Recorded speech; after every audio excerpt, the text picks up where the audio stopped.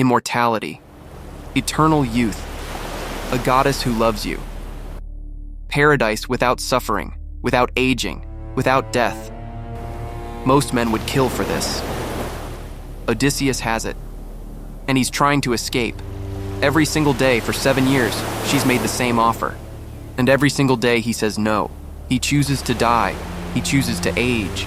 He chooses to leave paradise and sail toward a home that might not even exist anymore. Why would anyone refuse to live forever? This is Odysseus, hero of Troy, the man who built the wooden horse.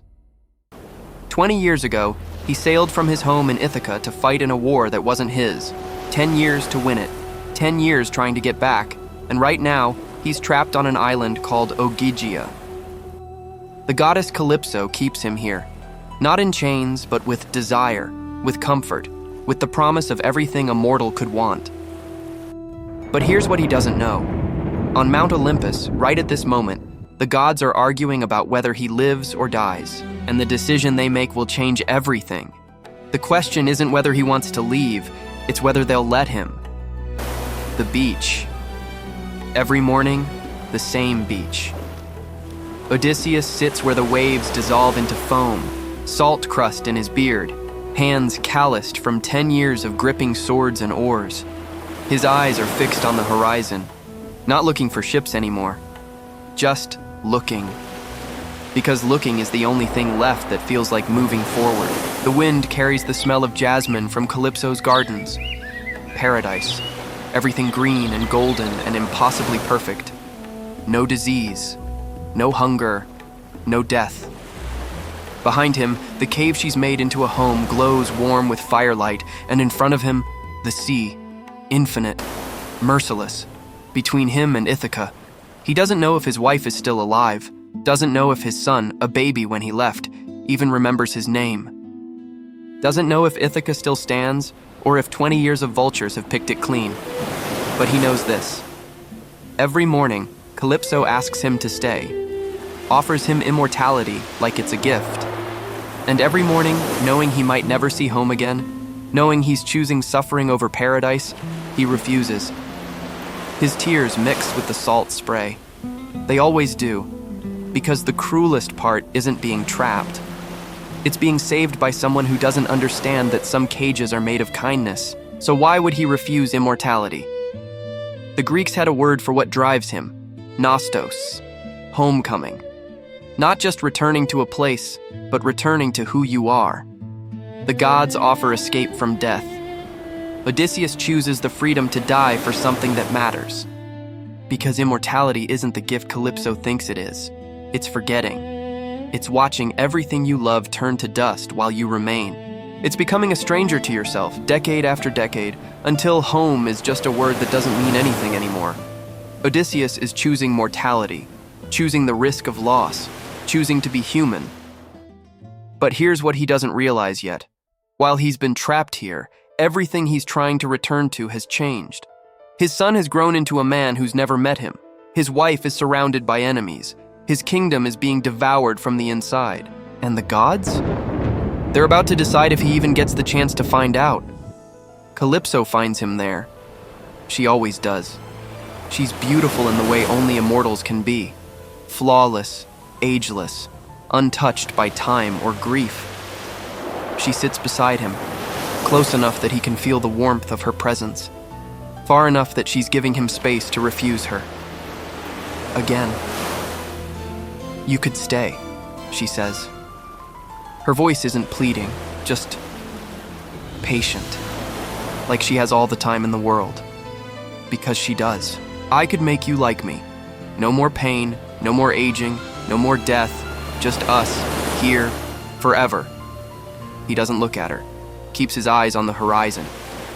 I have a wife, he says. The same answer, every time. A mortal wife, Calypso says, and there's no cruelty in it, just fact. Who's 20 years older than when you left her? Who might not even be alive? Who, even if she is, has probably forgotten you. Now he looks at her. And in his eyes, she sees something that breaks her heart. He's thought of all of this. Every possibility. Every worst-case scenario. and he's still choosing to leave. I know, Odysseus says quietly, and I'm still going back. She studies his face, tries to understand. How do you explain nostos to someone who's never been mortal? How do you make an immortal understand that meaning requires an ending? I love you, she says. And she does. Genuinely. Desperately. I know, he says again, but she's my home, and I'd rather die trying to reach her than live forever without her. What neither of them knows is that at this exact moment, the gods have already decided, and a messenger is on his way. Mount Olympus, where gods play chess with mortal lives. Athena has been waiting for this. Poseidon, the god who wants Odysseus dead, is away, feasting with the Ethiopians on the edge of the world. This is her window, her chance. She approaches Zeus, king of gods, and makes her case. Odysseus has suffered enough. 10 years of war, 10 years wandering, 7 years imprisoned by Calypso's love. When does punishment end? Zeus listens, weighs, decides. Fine, he says. Let him go home. Send Hermes to Ogygia. Command Calypso to release him. Athena's face doesn't show her triumph, but she feels it. Finally, after years of watching her favorite mortal suffer, she's won. But here's what none of them mention, what Athena knows and Zeus chooses to ignore. Poseidon will find out, and when he does, when he sees Odysseus on a raft in the middle of his ocean, he'll make Odysseus wish he'd stayed trapped on that island forever. The gods don't grant wishes, they make bets, and Odysseus is the wager. Hermes descends, golden sandals carrying him across the sky, over the wine-dark sea, toward an island where a goddess is about to lose everything she loves. When Hermes arrives, Calypso knows immediately why he's there. Gods don't visit other gods for pleasure. They visit to deliver commands. Zeus has spoken, Hermes says, and his voice carries the weight of divine law. You must let Odysseus go, now. No delays, no tricks. Give him tools, give him supplies, and let him build a raft. Calypso's hands shake. Not from fear, gods don't fear, but from rage, from grief. I saved him, she says, and her voice cracks. He washed up on my shore, half dead, broken, haunted. I healed him. I loved him. I offered him eternity. And Zeus commands me to throw him back to the sea that tried to kill him? Hermes' face is sympathetic but immovable. Zeus has spoken, and that's it. That's the law. Gods can't refuse Zeus. She finds Odysseus on the beach, tells him, watches his face transform, hope flooding in after 7 years of none. It's the first time she's seen him smile, and it cuts deeper than any weapon. I'll help you build the raft, she says quietly. Because even now, even in grief, she loves him enough to let him go. For 4 days they work, cutting trees, lashing beams, building the vessel that will carry him away from paradise. She shows him which woods float best, which knots hold strongest. He works with the focus of a man who thought he'd die here, and now sees a sliver of escape. On the 5th day, the raft is ready. Calypso gives him provisions, bread, wine, water, everything he needs. And then she stands on the shore, watching as he pushes off, as the current catches him, as the distance grows between them. I would have made you happy, she whispers to the wind. Odysseus doesn't hear. He's already watching the horizon, calculating the currents, thinking of Penelope, of Ithaca, of home. He doesn't know that Poseidon is coming, that 17 days from now, the god of the sea will see him and unleash a storm that will shatter the raft and drown him in chaos. But for right now, for these 17 precious days, he has something he hasn't felt in 7 years. Hope. 17 days. 17 days of perfect sailing. Clear skies. Steady winds. Odysseus navigating by stars the way his grandfather taught him. He lets himself believe. Lets himself imagine the reunion. Penelope's face. Telemachus. No longer a baby, but a man. Home. And then Poseidon returns from Ethiopia. The god looks down at the wine-dark sea and sees something that makes his rage ignite. A raft, and on it, the man who blinded his son, the Cyclops Polyphemus. the man who escaped unpunished. Not anymore. Poseidon's voice rumbles like an earthquake.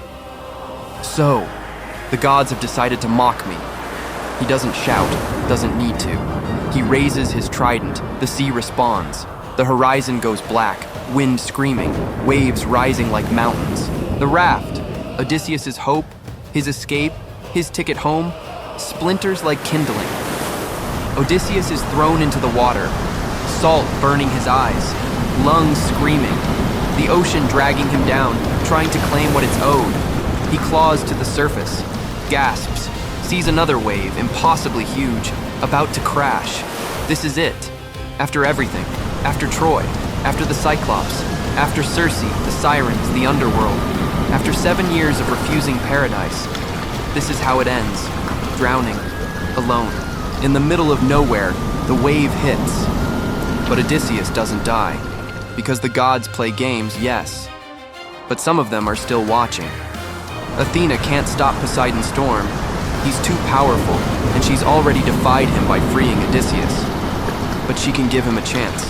A sea nymph named Ino surfaces, gives him a veil. "Wrap this around you," she says. "It will keep you afloat. Swim to the island you can't see yet. Don't stop. Don't give up." And then she's gone. Odysseus, clinging to a broken plank, wraps the veil around his chest. And he swims. For 2 days and 2 nights, he swims through a storm designed by a god to kill him. Every muscle screaming, every breath a victory, waiting to drown. But he doesn't. On the 3rd day, the storm passes. He washes up on a shore, the island of the Phaeacians, Scheria, crawls onto the sand, collapses, alive, barely. He's lost the raft, lost the provisions, lost 17 days of progress, but he's alive. And here's what the Odyssey understands that most stories don't. Homecoming isn't given, it's earned, not through strength. Odysseus isn't the strongest hero, not through luck. The gods keep sabotaging him, through refusal to stop. 7 years trapped by a goddess. 17 days of hope destroyed in minutes. And still, he crawls forward. Still, he chooses the hard road over the easy immortality, because mortality isn't a curse. It's what gives life meaning. Every choice matters when you can't make infinite choices. Every relationship is precious when it can end. Calypso could give him forever, but she couldn't give him a reason to want it. Odysseus sleeps on that beach, exhausted, broken, alone. He doesn't know that tomorrow, a princess named Nausicaa will find him, that she'll bring him to her father's palace, that King Alcinous will ask him to tell his story, and Odysseus will. He'll tell them about the Cyclops, about the witch Circe, about the land of the dead, about every monster and god and tragedy that stood between him and home for the last 10 years. But here's what he still doesn't know, what he won't learn until he finally reaches Ithaca. While he's been gone, while he's been fighting gods and monsters and storms, his home has been invaded. 120 men have moved into his palace. They're eating his food, drinking his wine, courting his wife, and his son, Telemachus, who doesn't even remember his father's face, is watching it happen. Powerless, alone, 20 years old, never met his father, surrounded by enemies in his own home.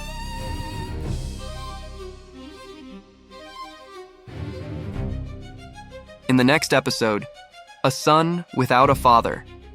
The question isn't whether Odysseus can make it home. The question is, what will be left when he does?